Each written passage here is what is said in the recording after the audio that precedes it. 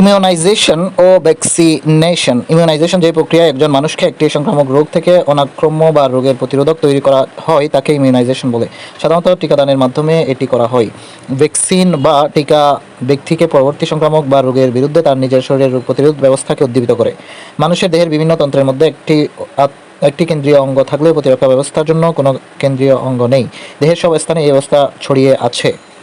সজাত বা প্রত্যক্ষ প্রতিরক্ষা। জীবাণু দেহের অ্যান্টিজেন মানুষের দেহে প্রবেশ করলে জন্মগতভাবে থাকা প্রতিরোধ ব্যবস্থার মাধ্যমে মানবদেহে এই জীবাণুর বিরুদ্ধে অ্যান্টিবডি প্রস্তুত করে। একেই দেহের সহজাত প্রতিরক্ষা ব্যবস্থা বা প্রত্যক্ষ ইমিউনাইজেশন বলে।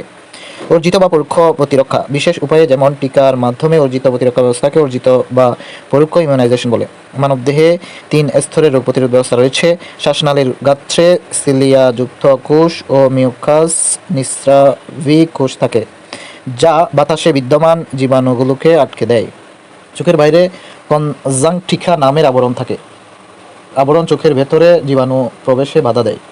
অশ্রুগ্রন্থি নিঃসৃত অ্যান্টিসেপটিক সমৃদ্ধ তরল চোখকে জীবাণু ও ধূলিকণা থেকে রক্ষা করে। চোখের পানিতে বিদ্যমান উৎসেচকে লাইসোজাম ব্যাকটেরিয়া প্রতিরোধ করে। প্রতিদিন মানুষের ত্বকে 30 থেকে 40 হাজার কোষ মারা যায়। ত্বকের মৃত কোষ স্তর সূর্যের অতিবেগুনি রশ্মি থেকে দেহকে রক্ষা করে। ত্বকের সিবেসিয়াম গ্রন্থি থেকে নিঃসৃত সিরাম ব্যাকটেরিয়াকে ধ্বংস করে। পাকস্থলী থেকে নিঃসৃত হাইপোক্লোরিন অ্যাসিড জীবাণু মেরে ফেলে।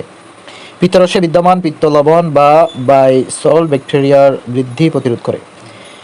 বৃহদন্তের মিউকাস জীবাণু বিস্তার রোধ করে। রক্তের লিম্ফোসাইট দেহে অ্যান্টিবডি তৈরি করে, যা ভাইরাস ও ব্যাকটেরিয়া দমন করে। ফুসফুসে মাইক্রোফেজ নামের কোষ থাকে, যা রোগ জীবাণু ধ্বংস করে।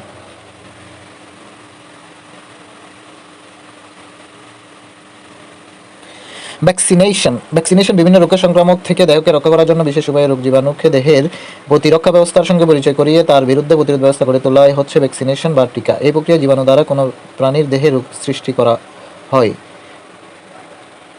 এখান থেকে রাসায়নিক পদার্থ নিয়ে টিকা বা ভ্যাকসিন তৈরি করা হয়। এই ভ্যাকসিন একজন সুস্থ মানুষের দেহে প্রবেশ করিয়ে দিয়ে দেহের প্রতিরক্ষা ব্যবস্থা এবং জীবাণুর বিরুদ্ধে অনাক্রম্যতা তৈরি করবে, ফলে এই জীবাণু ভবিষ্যতে সুস্থ মানুষকে আক্রমণ করতে পারবে না। ভ্যাকসিন শব্দটি অর্থ প্রতিরোধক। পেনিসিলিন এক ধরনের অ্যান্টিবায়োটিক যা তৈরি করা হয় পেনিসিলিন নামক ছত্রাক থেকে। পেনিসিলিন আবিষ্কার করেন আলেকজান্ডার ফ্লেমিং 1929 সালে। পোলিও টিকা আবিষ্কৃত হয় 1952 সালে। গুটি বসন্তের টিকা আবিষ্কৃত হয় 1976 সালে। ইন্টারফেরন এক ধরনের প্রোটিন যা ভাইরাস আক্রান্ত কোষের তৈরি হয়। ক্যান্সার চিকিৎসায় ইন্টারফেরন ব্যবহার করা হয়। বিভিন্ন রোগের টিকা, যেমন টাইফয়েডের TABC, জলাতঙ্কের রেবিস, টিটেনাসের TT।